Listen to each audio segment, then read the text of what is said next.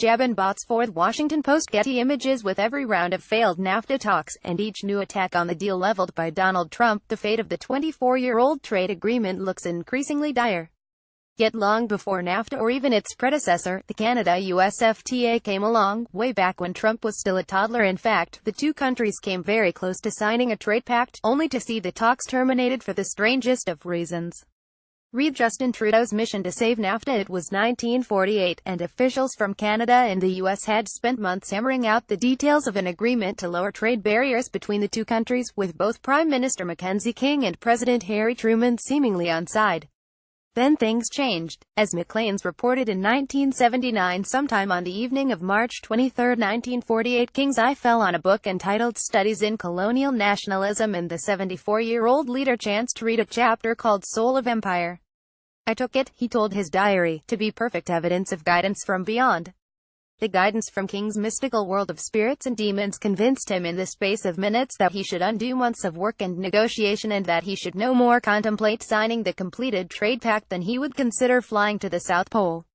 And with that, a trade deal that would have massively reshaped Canada's economy for decades to come went itself to the great beyond.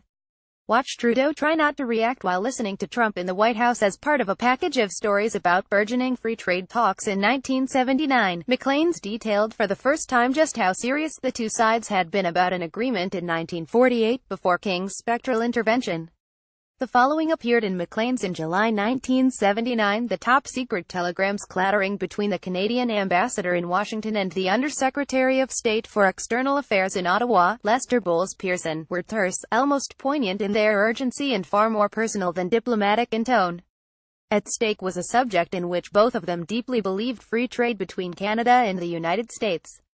It was April 1, 1948, and the ambassador, Hugh Wrong, and Pearson were beginning to realize that a formal agreement, painstakingly drafted by John Deutsch, then director of the International Economic Relations Division of the Federal Finance Department, was being scuppered by one of its staunchest backers, Prime Minister Mackenzie King. King's reasoning was far from clear, and no one then realized he had already confided to his diary that a message from beyond was his chief motivation in withdrawing his support. The terms of the treaty were seen by less than a dozen people, including senior U.S. and Canadian government officials, King and former President Harry Truman, and they have not been published before. Maclean's obtained access to a copy of the document on the understanding that it would not be quoted directly, but could be fully outlined. The top-secret package presented to King by Deutsch 31 years ago proposed a long-term free trade arrangement with both the United States and the United Kingdom. However, accompanying documents make clear that the British deal was thought unlikely ever to come to fruition and was extended only for political support in Canada. Under the proposal, Canada agreed to remove immediately all customs duties then applied to imports from the U.S. remove, during a 5-year period, quotas that had been imposed on certain U.S. imports for balance of payments reasons, reserve the right to impose quotas on imported fresh fruits and vegetables. The United States would remove immediately all existing tariffs on imports of Canadian goods, progressively eliminate quotas on some Canadian products over 5 years, reserve the right to impose special quotas on Canadian wheat and flour.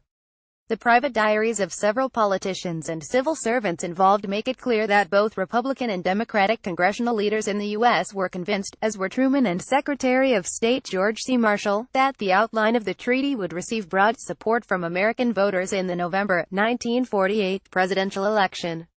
In Canada, King was initially captivated by Deutsch's assurances that the treaty would not lead to future constitutional, political or financial integration. Deutsch reasoned that the United States represented a golden triumph of logic written into a constitution, while the history of Canada was a victory over logic by means that had never been recorded. A free trade zone, he argued, would show the world, especially war-ravaged Western Europe, how separate societies could unite economically while enhancing their own cultural distinction. Meanwhile, King, who had already decided to retire before the end of 1948, had received his ethereal warning against the deal and was also getting cold feet about a free trade political battle. On a blustery Easter Sunday evening, March 29, King, who 2 weeks earlier had wished his negotiators Godspeed in their deliberations with the Americans, discussed the issue for the last time with Pearson. King was leaving for a convention in Williamsburg, Virginia, and they met in a private railway car in Ottawa's old Union Station. I told Pearson quite frankly I doubted very much the wisdom of attempting anything that had to be brought on within the next month, King recorded in his diary. I did not think this matter should be brought before the public at this time. It would be a terrible mistake and defeat its very ends. There was a light snow on the ground outside the station as the train left, King noted, apparently satisfied that he had salved the concerns of the spiritual world, at least. Kevin Doyle more about NAFTA.